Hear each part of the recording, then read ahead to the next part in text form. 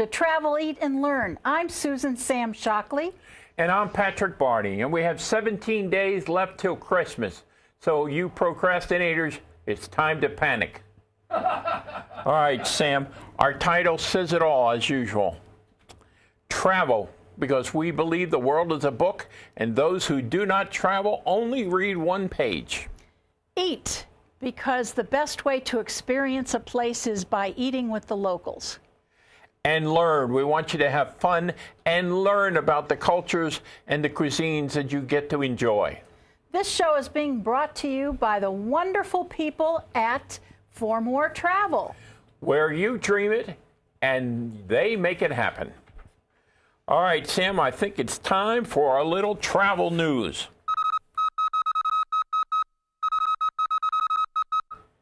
Before we get into the news, I want to be aware of the fact that today is December 7th. It is the 75th anniversary of the attack on Pearl Harbor. So we want to remember that, and we want to thank all veterans of all ages and all centuries for keeping us safe and free in America. And now, Sam, it's Christmas time. And at Christmas time, we want to be joyous. We want to see lights. We want to have drinks. Songs. Silver bells. Well, we want others to sing. Yeah, we want others to sing. That would be good. Okay. So, but one of the things I thought was always neat is every city, every town tries to have some kind of Christmas parade of some sort. Now, if you're on the East Coast, one of the best parades is in Fort Lauderdale because it's a boat parade. They have hundreds of boats that come up and down the inlets. We're decorated for Christmas. Pretty. And that is pretty, isn't it? We also have, if you're on the West Coast, you have the same thing in San Diego, which I think is another one. Of course, you notice the little bit more palm trees here, okay, a little wilder. There are people's shorts there. You don't kind of necessarily find that in Florida. But if you want to stay on the ground, right here in Henderson, every year in December, in fact, it's coming up this weekend, they have an evening parade down Main Street in Henderson. And it's all lit, and they have great high school bands. Beautiful. It's beautiful, and we can't wait for next year. And then finally, if you're looking for a place for Christmas, I don't know if you're going to be able to do it this year, but last year's parade in Gatlinburg, Tennessee, was fantastic and very festive. Now, you know they got pretty much burned out this year. Our hearts go out to them. I hope they have a good Christmas. We've appreciated those floats and those parades in the future, and I hope they can do it again in the near future. Right? Yes. All right. Yes. Now, it must be time for Ice Cube Jazz. Well, we gave the West Side a try this time. We went to the Viva Mercado at 9500 West Sahara, and this is a place that hosts the Chicagoans in the desert, which I am. That's not a reason not to go there, though. They let real people in there, too. They have a picture that hangs in their restaurant that I saw.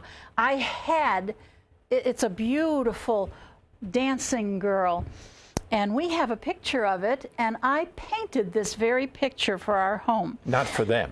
Not for them. Not for them. I didn't do this one. She did a great job on it, really. We have it hanging up in our living room there. Right? It's in a dark corner, but it works really well. But it's a beautiful painting. Sam's a good painter. But I have to tell you, the food is really great, and I'll tell you why. Because in the olden days, I lived in South Chicago when I first got married, and that was a Polish-Mexican neighborhood, and boy, did I have some great Mexican food.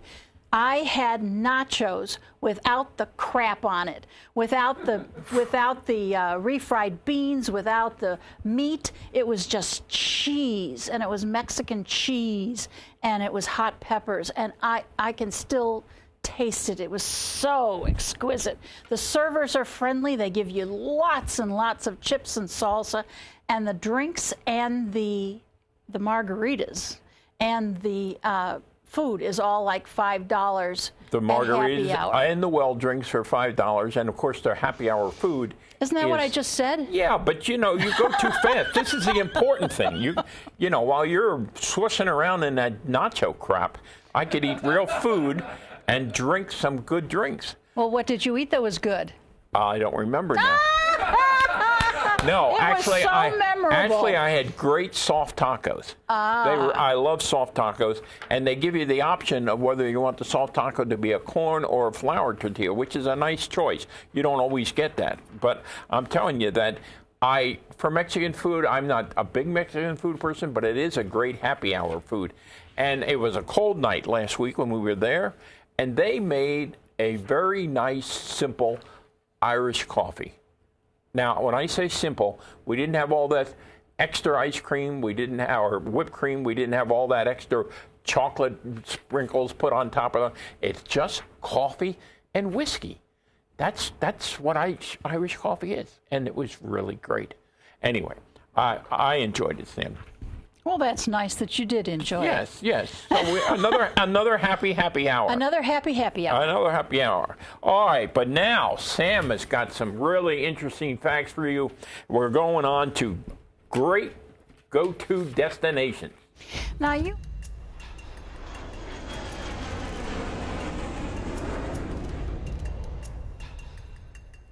you might not believe it, but there are still people who have not been to Europe.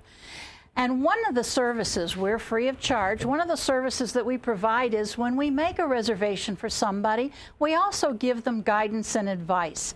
And some people would like to know things, so I send them a sheet. And one of the things on the sheet is tips that you can use if you're going to Europe.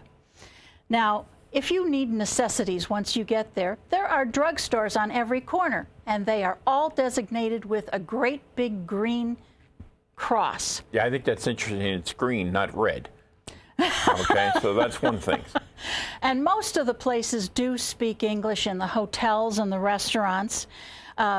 Crime, as far as crime goes, there is pickpocketing and purse snatching. Before you get into that, because we're moving a little quick, I think there's a word you need about the necessities. Now, yes, they have everything you need. They have drugstores, okay? But it's not necessarily in English.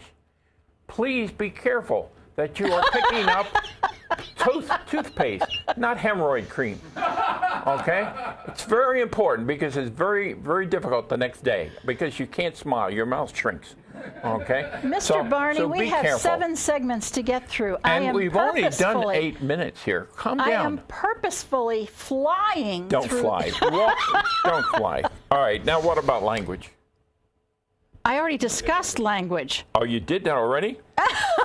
Just ask where find out where the bathroom is. That's the most important thing. And does it have a seat? That's important. And take a coin with you because sometimes there's an attendant in there and that you have to give some money to before you get some toilet paper. Anyway, in the restaurants, now tipping is not expected in all cases. They actually put the gratuity right on the check, so look for that. And I mean, if you want to, you can add money if you like, but it's not expected. There is a difference between sitting at a table or sitting at the bar. It's a matter of money. If you sit at a table, you're going to pay a little bit more for that cup of cappuccino. Why are you tapping me? Well, you skipped one thing because, it's strange. I mean, I am sorry I keep bringing up the script. Okay, but you didn't mention about crime. I did too. When? I wasn't. Pickpocketing and purse snatching. I wasn't paying attention again. I'm sorry, Sam. Okay, I'm sorry. But I don't think that's any worse than any other city. I don't want to. We have been to New York. I grew in New York. You watch. You don't go into Times Square with a whole large amount of money in your back pocket. Okay, that's silly. So, big cities are big cities, whether they're in Europe or in the United States. Well, I would like to mention that when you leave your hotel room, don't worry about getting... What are we tapping me now for? I'm sorry. Poor Scott's sitting over there saying to himself, what the hell picture am I supposed to be putting up? Where is she now? When you were discussing about sitting at the table and that they don't turn them over, that's where we want to see that beautiful outside picture. Well, he did that already. Can't you pay attention to this? I'm sorry. I'm totally confused. Well, please be quiet when you're confused. Well, see, I'm just trying to tell you that it's only 10 minutes into the show here, and I'm completely confused. Okay. Okay.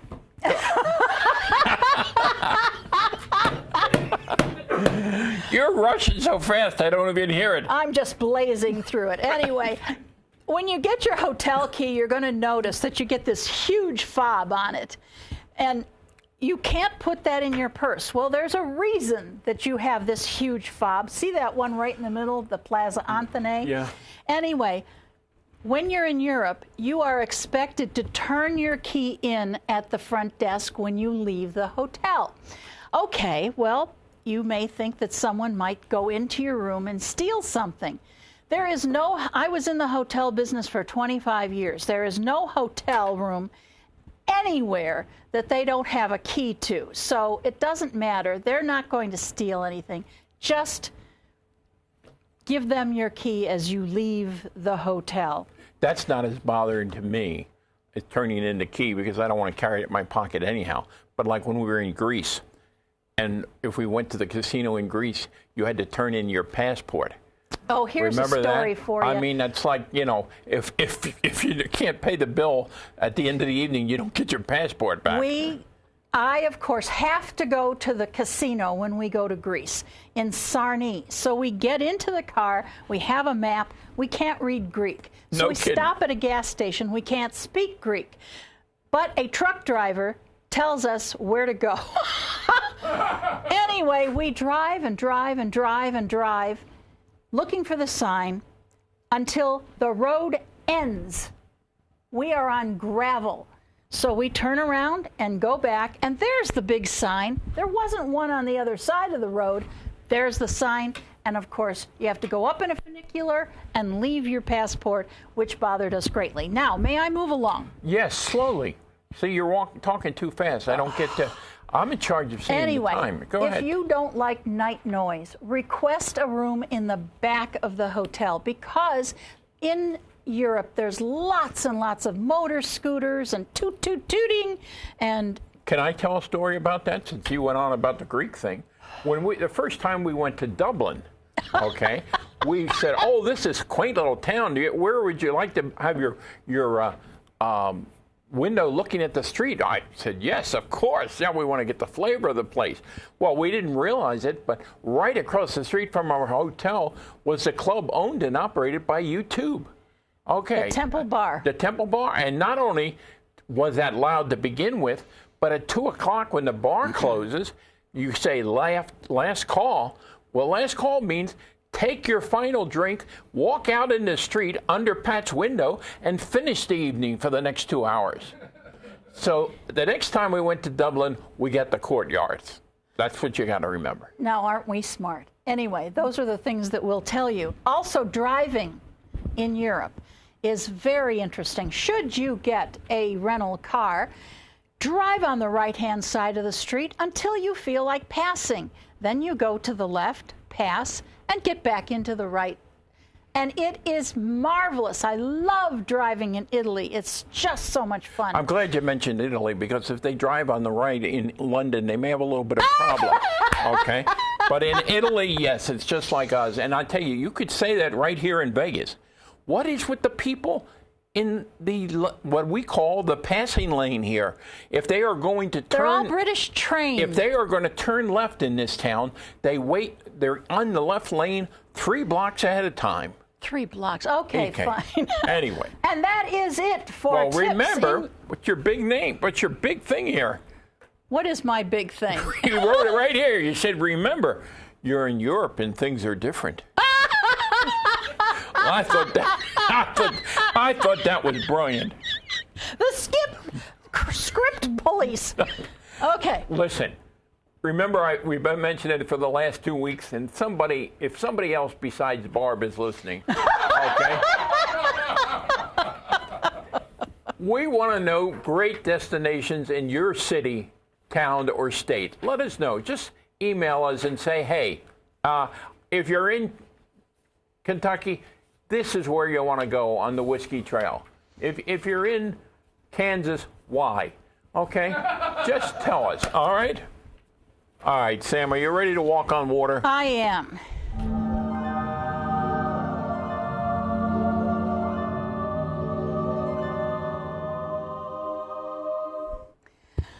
Oh, I am so, this is the Sam Show. I'm going to be talking the whole time. And isn't it going to be refreshing?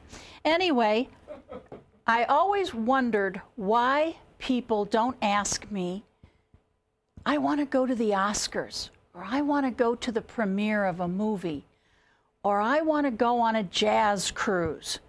Well, maybe they don't ask me because they don't know I can do that kind of stuff. It just takes money. That's all it is money. Anyway, there is a jazz cruise back to back. And what is a jazz cruise? A jazz cruise is going to be January 28th through February 4th, and then again February 4th through February 11th. This is going to be on the Celebrity Summit. And the first one is the Jazz Cruise, and the second one is the Blue Note Cruise. Now, both of these have a wicked amount of stars. You're going to be able to spend the week with people like Al Jarreau, with John Pizzarelli, the Cole. Now, this is the last Cole brother of Nat King Cole. We used to go in Scottsdale to a club, and Ike Cole used to play for us. But he's dead now. But he has passed. He was great. He was great. He was really He was great. very kind to us. At Christmas time, we always pathetically made him do the Christmas song. But yeah, poor guy. He didn't mind it at all. He loved playing golf in Scottsdale. Anyway, Jimmy Cobb, David Sanborn, Marcus Miller, just to name a few. This is an excellent opportunity to spend with, who's the big star in here on the Strip? Which one? Clint Holmes, you got it. Yay, you get the prize. Anyway, Clint Holmes is going to be on this cruise as well. So Which one? Is he going to be on the first or the second one? Thank you for asking. I will find that out. You'll know that before they call you. You will know that. Okay, all right. But just think of spending a week with Al Jarreau or John Pizzarelli, or I mean, these people do multiples. You should see the schedule, the daily schedule. There's got to be at least 15 or 20 performances a day. You would go nuts with music. And I mean, I'd love to go on one, but they're not easy to get on. They are booking immediately. They book before they get off the ship. So if you want to go, you've got to give me a call. Do it right now because there may be some left, but I'm telling you, these are booked almost a year in advance because it's so popular. And it all goes out of Fort Lauderdale, which is easy to get to from here, believe it, or from wherever we are in the country. Fort Lauderdale is a much better cruise port than Miami ever thought of being. One reason why it is a great cruise port is the airport is here, and the cruise port is like 5 minutes cab ride away. Miami, that's a whole different story. I don't know why people want to go out of Miami. Because the ships are there.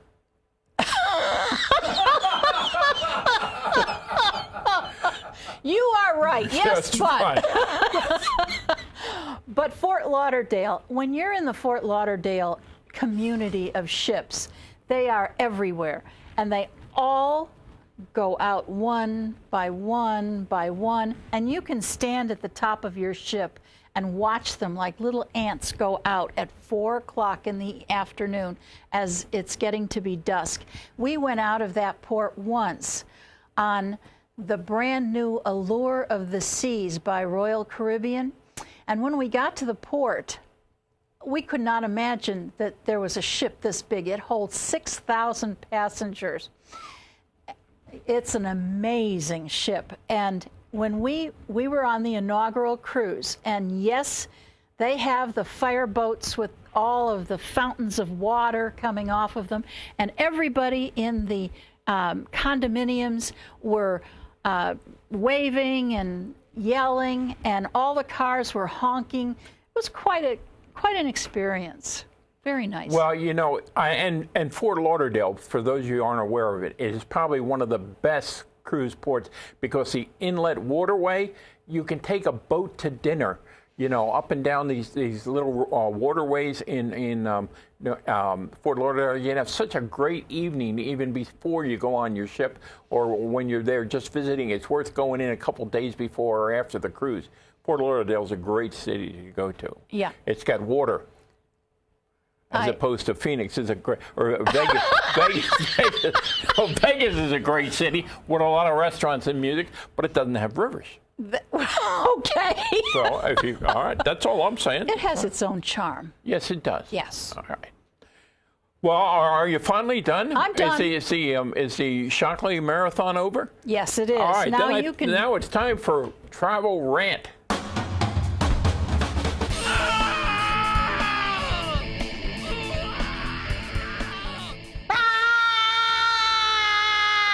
They heard you enough, didn't they? Tonight? Listen, this is actually part 2 on high-speed passenger trains, which I did on the last show because I felt I rushed through that and I buried the lead. The lead is you need to go on the computer and you need to go to U.S. High-Speed Rail Association because they have a beautiful map there on what high-speed train system should be in the United States and how they want to add to it and do this. They're probably the weakest lobbyists in Washington, D.C., unfortunately, but they've got a plan. And I, again, say it's got to be part of the infrastructure this year. Remember what I said last time. In the last 30 years, the government who took over Amtrak in 1970 has spent $30 billion on the train system that doesn't really work.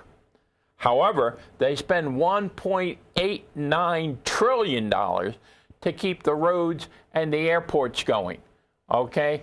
So dollar for dollar, Amtrak is really doing a much better job, and they are definitely, from the environmental point of view, a better way to travel. I also mentioned last time that Vegas doesn't have a train system here, and I had the wrong number. I'm sorry. 44 million people come here every year, and you can't get your tail on a train to do it. Okay? Well, you think I'm going to call up people and say, hey, you want to come to Vegas? I'll meet you in the Kingman. Okay? Come on. All right? Get a train to Vegas. All right? And as I said, right now, in the world, America ranks with Bolivia and Turkey on the amount of money we spend on trains. We have got to make that part of our infrastructure because if we don't, while the rest of the world is enjoying beautiful trains like this, our high-speed system is going to be more like this, a Lego version, okay? All right, and then the only way you can do that is to add money and get the government out of the train business. I have something to say. Okay. Since we spent 26 years in the greater Washington, D.C. area, and since our show goes to all kinds of countries and states, I'm going to tell you about the train from Washington, D.C. to New York. Here's a little tip you might not know. If you're a senior, you can step in front of everybody but the people with kids, and you can get on the train first. Well, you can do that too. You know, you just push those kids aside. Okay. And what else you ought to do is once you go through the gates, keep walking, keep walking, keep walking until you get to the first car. It's the quiet car. It's the car where cell phones do not exist, where you cannot fight with your partner.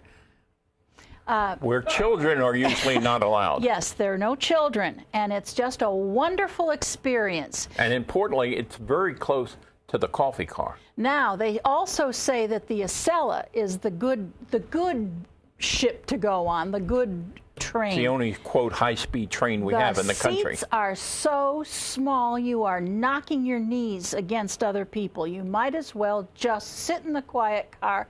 It's better than first class. We've done that, too. It's not worth the money. Sorry, I'm saving you money. I'm done. Okay. However, it has nothing to do with the fact that we need a high-speed passenger system. And I forgot one other point here. You know, they say you can't do it The railroad companies own all the right-of-ways. It's too expensive to do this. Guess what? We gave that land. We, the government, and the government is really us because we paid for it, we gave that land to the railroad companies so they would build the railroads 100 years ago. I think they got their money back. Get a little slice back from these people and say we're going to put a high-speed train next to your slow freight train. I'm sorry. I'm a little upset about that. I have something I need to talk about. Wait a minute. We're moving on now, people. Get the children out of the room. We're going to... This is the adult version of Vegas Beyond the Strip.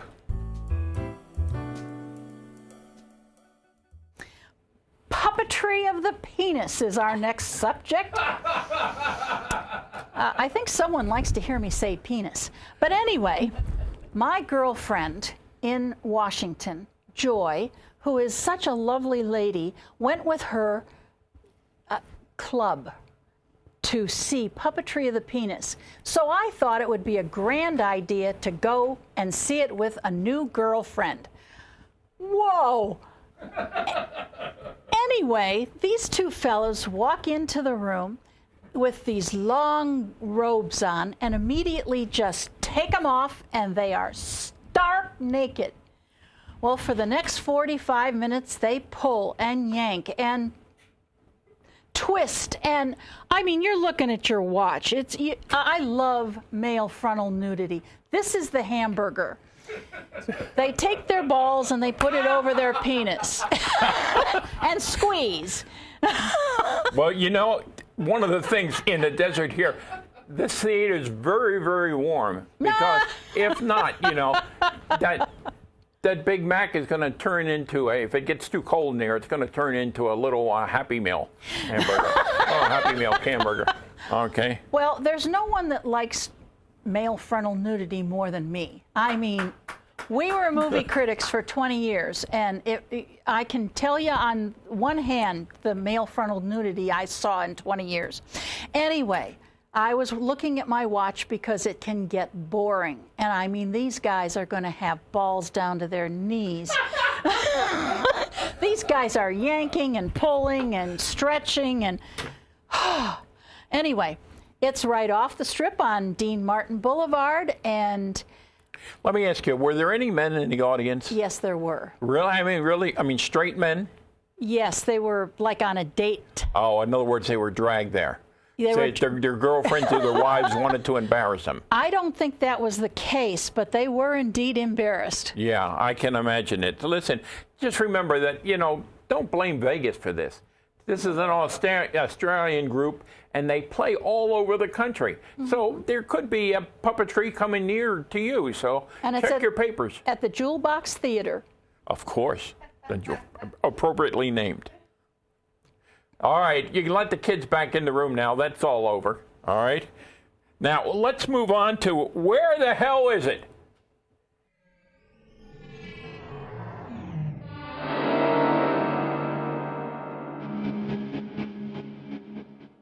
All right, the question last week, Sam, was, where was the tango invented? And the answer, of course, is...